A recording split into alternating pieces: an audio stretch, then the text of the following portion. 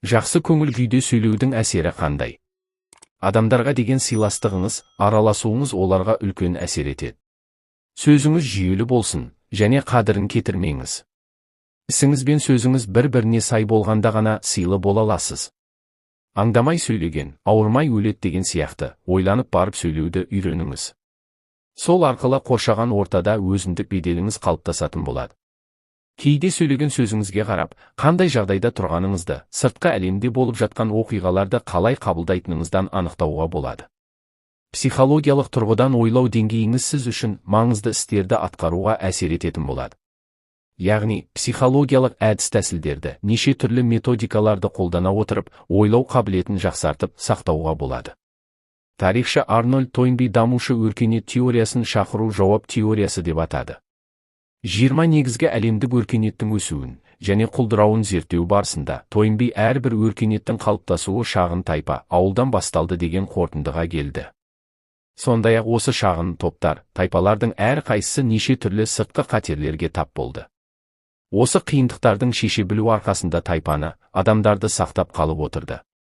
Бірақ нәтижесінде бұдан да үлкен қиындықтарға тап болды.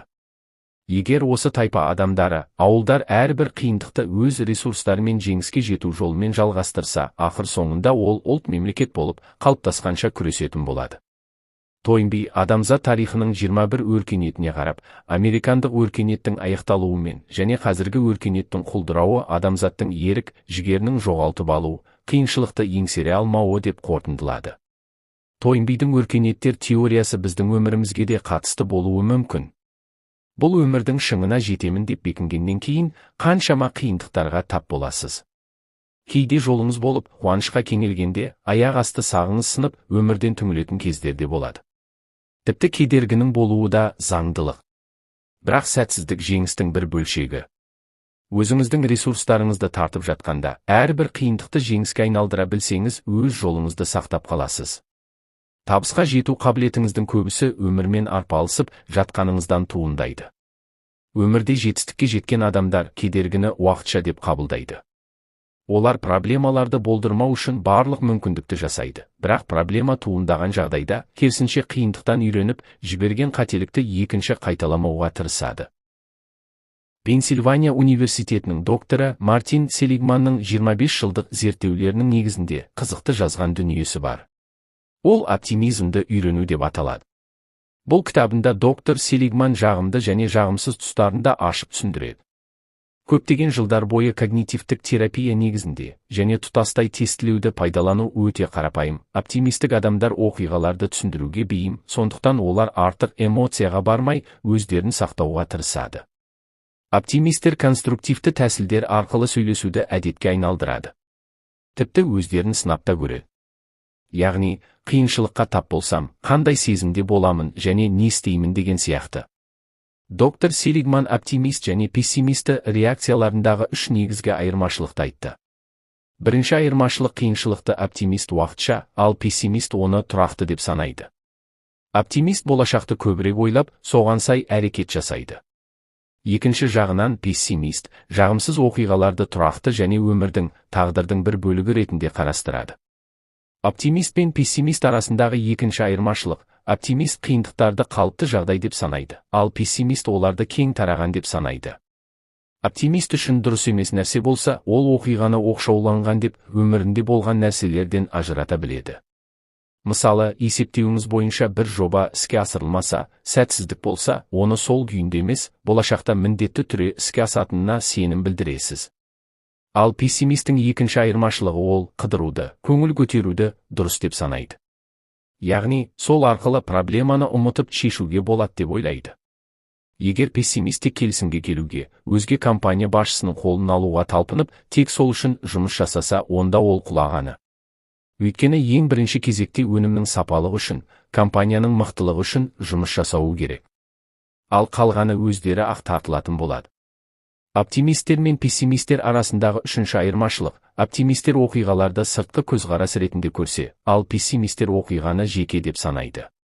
Егер оптимист трафикте үзілсе, сол сәтте ашуланудың, ренжудің орнына, жағдайдың маңыздылығын түсініп, сабырға келіп, бұл бір нашар күн болды деп, алдағы уақытқа сеніммен қарайды.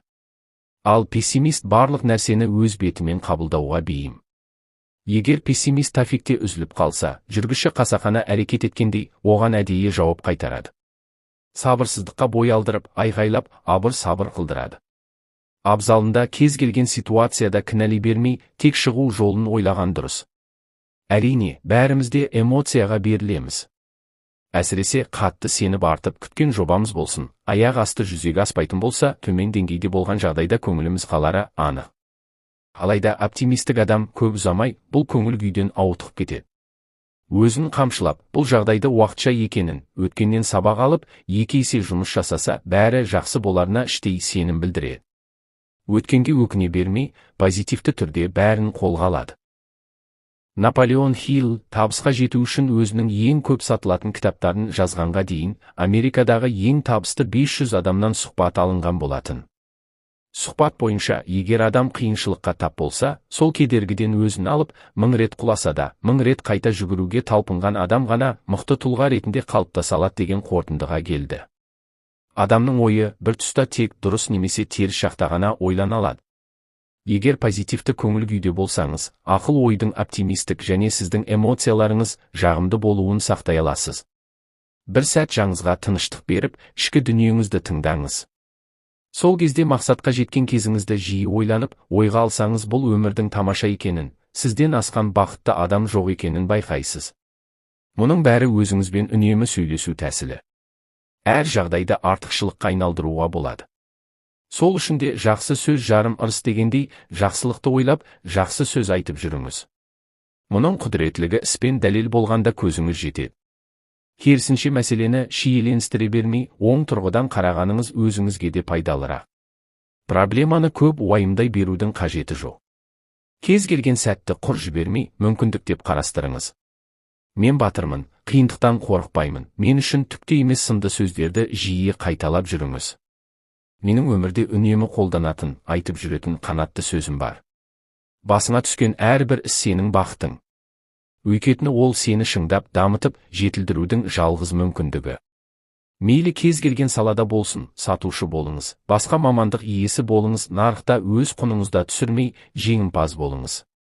Бәсекелестеріңізді толықтай зерттеп, олардан қандай айырмашылықпен ерекшеленетініңізді біліңіз.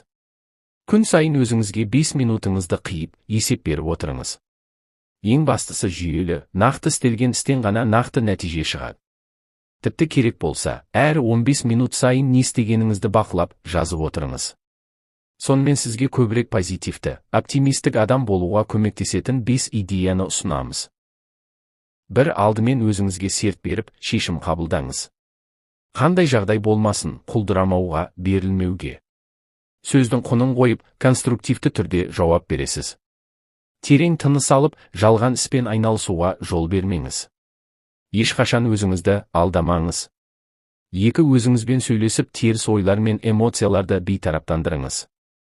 Әрқашан мен бақытты сеземін, мен өзімді жақсы сезінемін, өзімді керемет сезінемін деп айтып жүріңіз.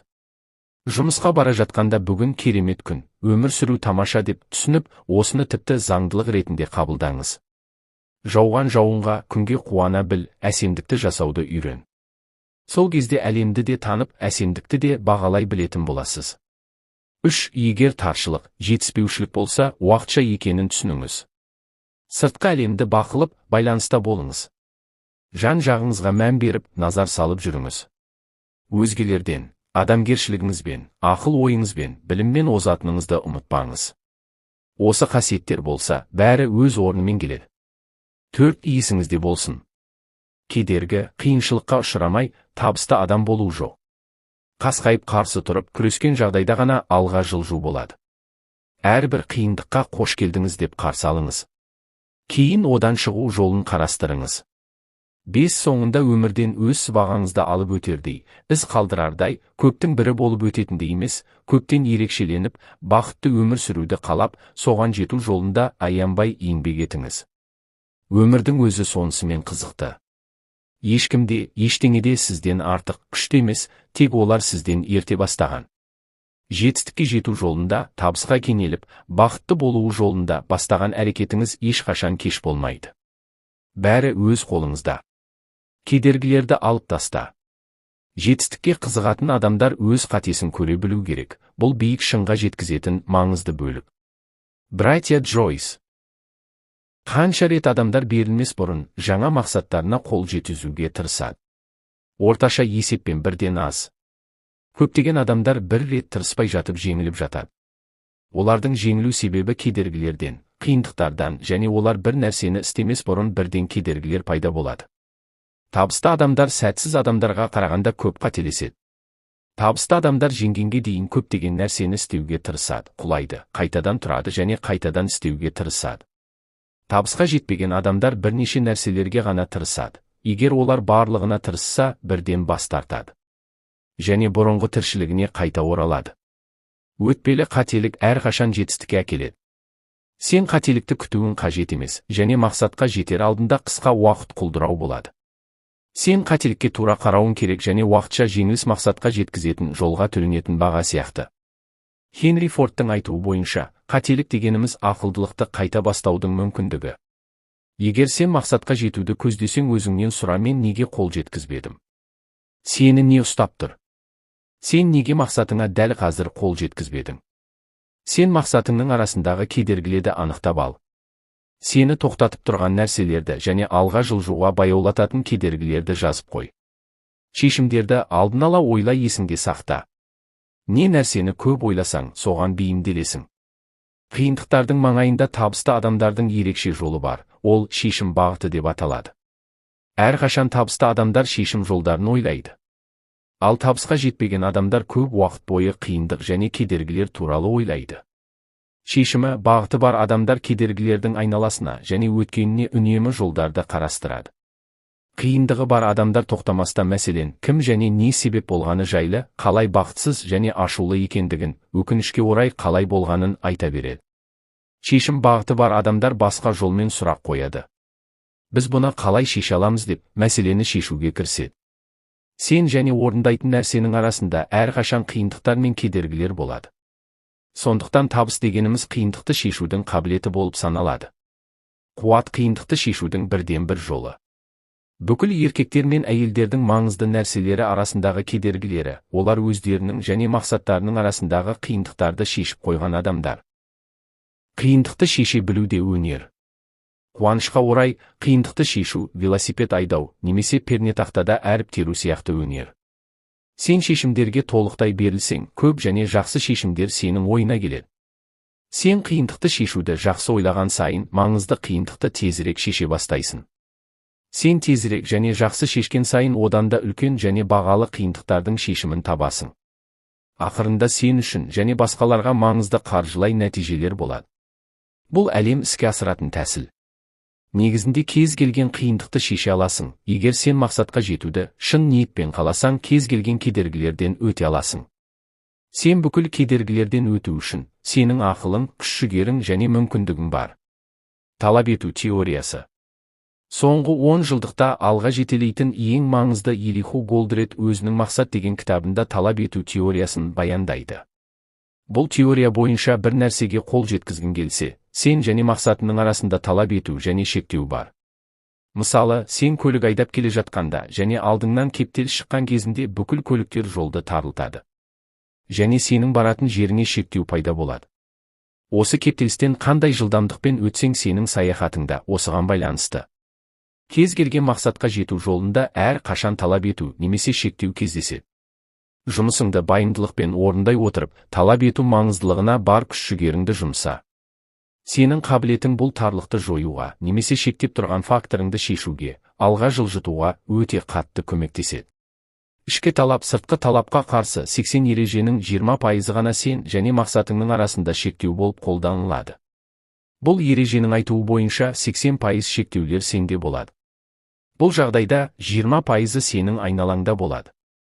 Басқа жағынан алатын болсақ, бұл сенің мақсатты жылдам өту жолындағы жеке кедергілерің болып табылады. Көптеген адамдар үшін бұны қабылдау өте қиын. Бірақ басшы адамдар кімдікі дұрыстан гөрі не дұрыс деген сөзді ұстанады. Басшы адамдар өздерін қорғағаннан гөрі жағдайдың ақиқатын, бұл қиындықты қалай шешу керек екендігін қарастырады. Жан дүниеңізге зер салыңыз, өзіңнен сұра, мені артқа тартып тұрған не нәрсе? Өзіңнің жан дүниеңе тереңірек үңіл және жеке басыңның шектеулерін анықта. Құштарлық қабілеттер, әдеттер сенің мақсатыңды артқа жетелеуі мүмкін. Айналаңдағы жағдайларға қарағанда ол сенімен көбірек бірге. Мақсатқа қол жеткізу үшін сен осы психологиялық кедергілерден бастауың керек. Табыстағы екі маңызды кедергі. Табыстағы екі маңызды кедергі қорқыныш және кедергі. Бірінші, қорқыныш, ол сәтсіздік, кедейлік, жоғалтып алу, күйзеліс, келіспеушілік, бірінші болудан соңғы болуға алып келеді. Адам таралуының орташа есебі бірден азырақ. Бұл қорқыныш оған зиян келтіреді, және оның қалауын судағы кішкентай от сияқты тез өшіп қалады. Екінші психологиялық кедергі қорқынышқа тураланған, ол өз-өзіне күмән келтіру. Біз өз мүмкіндігімізге күмән келтіреміз. Біз өзімізді басқаларға қайырымсыз деп теңестіреміз. Және басқалар бізден жақсы ақылды әрі білікті деп ойлаймыз. Мен жеткілікті жақсы емеспін деп ойлаймыз. Мақсатқа жету жолында өзімізге көңілім толмайды, және жеткіліксіз, төмен екенімізді сезінеміз. Кері эмоциялар үйретілмеуі мүмкін. Бір қуанатынымыз, күмән және қорқыныш бізге таныс эмоциялар. Сен кері әсерлі баланы көрдің бе? Балалар күмәнсіз және қорқынышсыз болып табылады. Бұл сезімдер қайталану және тәжірибе арқылы келеді. Күмән және қорқыныштың қарсыластары батылдық және сенімділік. Батылдық және сенімділіктің деңгейі жоғары болған сайын күмән мен қорқыныштың деңгейі төмендей береді. Бұл сенің тәртібіңе аз әсер тигізеді. Сенімділік және батылдылыққа деген кілттер. Сен білім және қабілет арқылы батылдылық пен сенімділікті дамыта аласың. Қорқыныш және күмән надандық пен жетіспейшіліктен туындайды. Мақсатқа жету үшін көп нәрсені оқыған сайын қорқыныштың өсуін сезінесің, батылдылық пен сенімділікті көбірек сезінесің. Ең алғаш көлікті айдағаныңды есіңе түсір. Сен икемсіз мазасыз болдың, көп қателік жібердің, айдау барысында көптеген қолайсыздықтар орын алды және өзіңе басқаларға қауіп төндіруі мүмкін еді. Бірақ уақыт өте келе, сен жақсы айдай бастадың, сенімділігің өсіп, шеберлігің арта түсті. Қазіргі таңда сен көлікке отырып, мемлекеттің әр жеріне қорқынышсыз саяхат жасап бара аласың. Сен еш нәрсені ойламай-ақ көлікті айдауда біліктілік таныта аласың. Мақсатқа жету алдында осы сияқты қағидаларды ұстануың керек.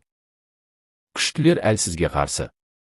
Пенсильвания университетінің дәрігері Мартин Сигмент 25 жыл бойы дәрменсіз үйренді атты еңбек құбылысын зерттеген. Селигманның қорытындысы бойынша ол мыңдаған адамдардан сұхбат алған, және 80% дәрменсіз үйренгеннен зардап шегеді. Дәрменсіз үйренгендіктен адамдар өздерін мақсатқа жету мүмкіндігі жоқ деп есептейді. Дәрменсіз үйренген адамдардың көрінісімен істей алмаймын деген сөзден тұрады. Дәрменсіз үйренуден зардап шегушілер мақсатқа жету алдында менің қолымнан келмейді деп айтады. Ол әрқашан себептерін, сылтауларын айта бастайды. Мен өз мансабымда алға жылжи алмаймын. Мен жақсы жұмыс таба алмаймын, менің оқуға уақытым жоқ, ақша жинай алмаймын, мен салмақ тастай алмаймын, өз кәсібімді бастай алмаймын, кәсібім кіріс келтіре алмайды. Мен қарым-қатынаста дами алмаймын, мен өз уақытымды басқара алмаймын. Ол әрқашан өз өмірін құртатын сындарды себеп ретінде өзін шектей береді. Жаңа мақсатты орындауда, кез келген жолдарды өзгертуде, мақсатты орнатуда қысқа сызбалар болады. Атақты Хенри Фордтың айтуы бойынша, егер сен бір нәрсені істей алсаң немесе істей алмасаң таңдауың дұрыс. Дәрменсіздікті үйренбеу. Дәрменсіз үйренуде зиянды сын арқылы шаққа әсерін тигізеді. Жас өспірім болған кезде кері тәжірибелер өсіп, қателіктерге ұрындырады. Бар күшіңді салу арқылы табиғи құштарлық пен шағын мақсаттарға жетесіз. Ол үшін жоспар құрып, күн сайын жұмыс істеп, іздену керек. Бұл арқылы бұлшық ет сияқты батылдылығыңды және сенімділігіңді күшейтесің. Өзіңе сенімді бола отырып, үлкен мақсаттарға қол жеткізе аласың. Уақыт өте келе күмән мен қорқыныш әлсізденіп, батылдылық пен сенімділік билей бастайды. Жайлылық аймағындағы тұзақ. Екінші кедергі жайлылық аймағынан өту керек. Көптеген адамдар ағымдағы жағдайға көңілдері толады. Олар өздерінің қазіргі жұмыстарында, қарым-қатынаста ыңғайлы сезінеді, немесе алатын жалақысында, өздерінің жауапкершілік деңгейінде. Барлық нәрсені өзгертуге, жақсы жаққа бет бұруды қаламайды. Жайлылық дегеніміз арманға, тілекке, анықтауға, аяқтауға деген негізі кедергі. Көмекке деген кез келген жолда, жайлылық аймағында бөгіліп қалған адамдар үйреніп қалған дәрменсіздікпен байланысты. Үлкен, күрделі мақсаттарды қоя біліңіз. Үлкен мақсаттарды орнатуыңыз, бұл дәрменсіз үйренуден босатылу, немесе жайлылық аймағынан арылудың жолы. Күн сайын бұған жұмыс істеңіз және аяқтау мерзімін қойыңыз, мақсаттарды арнайы бөлімдерге бөліп қойыңыз. Көктемдегі мұз еріген сияқты, жақын арада үйренген дәрменсіздік жалқаулық пен шаршауды және жайлылық аймағы күшін жояды. Сонымен қатар, сен алға қарай саған мүмкін нәрселерді орындауда жылжи бастайсың. Өз кедергілеріңізді кезекпен бөліңіз. Сенің мақсатыңа жету алдындағы кедергілердің тізімін жазғаннан кейін, кедергілерді кезекпен бөліп қой. Сенің ең үлкен жеке кедергің қандай? Егер сен сиқырлы таяқшаңмен бір кедергіңді алып тастасаң, сенің алға жылжуыңа қандай әсері бар?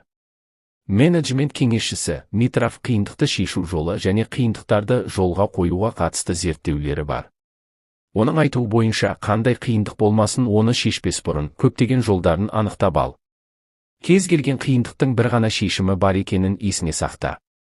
Мен неге мақсатыма жетпедім? Қандай шешімдер менің ойыма келеді? Мақсатыңа қатысты өз-өзіңе сұрақ қой. Мені не нәрсе артқа тартып тұр? Сенің жолыңда не нәрсе кедергі? Сен алға қадам баспас бұрын кедергілерді нақтылап, зерттеп ал. Басқа не нәрсе қиындық туғыза алады деген сұрақ арқылы сен осыларды істейсің. Сату қорытындыларын басқара білу. Менің жұмыс берушіммен бірге, жеке тұлғалармен бірге, біз өзіміздің кірісімізді шешуге және пайдалануды еселеуге мақсат қоямыз. Мен өз-өзімнен сұраймын, неге біздің табысымыз бен пайдамыз әлі күнге дейін еселенбеген? Тұрақты қайталау арқылы, үйреншікті жауаптан гөрі біз қайталанатын сұрақтармен көп кездесеміз. Сұрақтардың мысалдары төменде берілген. Біз жеткілікті түрде сатуды жүзеге асыра алмаймыз. Басқа не қиындық бола алады? Біздің жеке сату барысында тіпті тұтынушыларымыз да жоқ. Басқа тағы не кедергі? Біздің жарнамамыз тіпті тұтынушылардың да көңілін аударта алмайды. Бұған тағы не себеп? Сен көріп тұрғаныңдай, қандай кедергі болмасын үлкен қиындыққа айналады. Және оны шешу көп уақытқа созылады. Егер біз жеткілікті түрде сата алмасақ, біздің шешіміз сатылымды жоғары деңгейге көтеру болып табылады. Біздің сатылымда көптеген тұтынушы болмаса, біздің шешіміміз сатылымның көлемін кеңейту. Егер біздің жарнамамыз тұтынушылардың көңілінен шықпаса, біздің шешіміміз жарнаманың сапасын күшейту. Маңызды шындыққа дұрыс шешім қабылда. Мәкеннің жолы атты бизнес кітапта менеджментті тәжірибеден өткізуге кеңес береді. Ең бірінші орында дұрыс емес шешімді қабылдауға уақыт пен ақшаны дұрыс босқа өткізу жатады. Бұл қиындықтар мен кедергілерге әсерін тигізеді. Жеке мақсаттарға жету алдында мәжбүрін немесе себебін тапқаннан кейін, әрбір анықтаманың шешімі бастау алады. Олар әр түрлі жолмен ойлауды талап етеді. Сенің жеке өміріңде бұлар бірдей. Кедергілерді немесе қиындықтарды дәлдікпен анықтау арқылы сені артқа тартып, тұрған көптеген қадамдарды алып және жеңілдік аласың. Табысыңды жоғарылату. Сен өз қиындығыңды мына сөздермен бастайтын боласың. Мен жеткілікті ақша таппаймын. Бұндағы қиындық не? Мен жақсы ақша табу үшін көп күш жұмсамаймын. Бұндағы қиындық не? Мен күнделікті тауып жүрген ақшамнан артық таба алмайын. Өйткені мен жақсы нәтиже көрсетпеймін. Бұған тағы не себеп? Мен жұмыс уақытымды дұрыс қолдана алмаймын. Бұған тағы не себеп? Мен өз жұмысымда жақсырақ әсер ету үшін теледидар көруге көп уақыт жұмсаймын. Апта соңын әңгімелесумен өткіземін және бір нәрсені үйренуге немесе оқуға сирек уақыт жұмсаймын. Біз енді нағыз қиындықты таптық. Негізгі қиындықты шешу үшін бізде енді анық идея бар. Ақшаны көбірек табу үшін мақсатыңның кедергісін тап. Сені артқа тартып тұрған кедергіні тапқаннан кейін, өз мақсатыңды позитивті түрде қайта жаз. Мысалы, мен қазір айта аламын, менің мақсатым, өз аймағымдағы ең көп ақша табатын, үздік 10-ға еніп, өз қағидалар мен мүмкіндіктерімізді күшейту. Қабілеттерің мен біліміңді күшейту үшін, жасалатын істің тізімін жаса. Уақытыңды тиімді басқаруды жетілдір, жүйелілікті арттыр және компания үшін көп сауда жаса. Аяқтау мерзімін қойып, және стратегиядағы әр басқан қадамыңды өлше, өз кеңістігіндегі керемет мақсаттарға қол жеткіз. бір тапсырманы таңдап алып, оны шешуді бірден қолыңа ал. Одан соң сен өзіңді мәжбүрлей бастайсың. Өз жұмысыңның шеберіне айналасың. Өз мақсатыңа қол жеткізу үшін, кез келген нәрсені істейтін адамға айнал және өзіңді тәрбиеле және өзіңді басқара біл. Бұл жаттығулар сені артқа тартып тұрған нәрселерді анықтауға көмектеседі, ал жазған мақсаттарың өміріңді кедергілерден арылтады. Сен бұл шешімдерді ұстану арқылы сен саналы түрде өз мақсатыңа және табысқа жетесің. Дәлдікке талпыныс. Егер сенің қиындықтарың дәлдік шешіміне байланысты сұрақтарың болса, танитын және сенетін бір адаммен сөйлес. Өзімшілдігіңді шетке ысырып таста. Әділ түрде әсеріңді білдір және сын айт. Жеке тұлға болып қалыптасуға кедергі жасайтын негізгі кедергілеріңді жасырмау. Өзіңе қатал түрде әділ бол. Егер сенің қиындығың немесе кедергің түсінікті болса, идеялар, мүмкіндіктер және жауаптар әртүрлі білімнің қайнар көздерінен келеді. Мақсатыңа қарай алға жылжу үшін, айналаңдағы болып жатқан жағдайларды, қиындықтарды жеңуге әртүрлі ресурстардан өзіңе керекті заттарды алуың керек. Әр қиындықтың шешімі бар, сен орындайтын ісіңнің және сенің араңда тұрған қиындықтың бір жерде болмасын шешімі бар. Сенің жұмысың мақсатыңа тезірек жету және шектеуді жеңілдетуге, уақытыңды тиімді өткізуге бар ынтаңды салу. Сен ең басты кедергіңнен құтылғаннан кейін көп жылдар алға жылжитын ісіңді 1-2 айда бітіресің. Кедергіңді алып таста. Бір негізгі мақсатыңды тапта, өзіңнен сұра: мен неге әлі күнге дейін бір орында тұрмын? Мені артқа тартатын не нәрсе? Барлық ойлаған нәрсенің тізімін жаса. 2. Жан дүниеңе үңіл. Мүмкіндік дегеніміз өз қорқынышын, табысқа деген кедергілері мен күмәндігі. 3. Өзіңдегі немесе жағдайдағы факторларды тап. Өз мақсатыңды жетістік үшін жылдамдық орнатыңыз және өзіңді шектейтін факторды анықта. 4. Негізгі кедергіңіз бен қиындығыңыздың бірнеше шешімін табыңыз. Бұл жерде тағы қандай қиындық болуы мүмкін? 5. Мақсатыңыздағы ең өзекті деген шешімді анықтаңыз және аяқтау мерзімін қойыңыз. Іс-әрекетіңіздің жоспарын жасаңыз және кейін жасаған жоспарыңыздан қолыңыз тимейтіндей болуы керек. Қиындығыңыздың шешімін тапқанға дейін күн сайын жұмыс істеңіз және жолыңыздағы тосқауларды алып тастаңыз.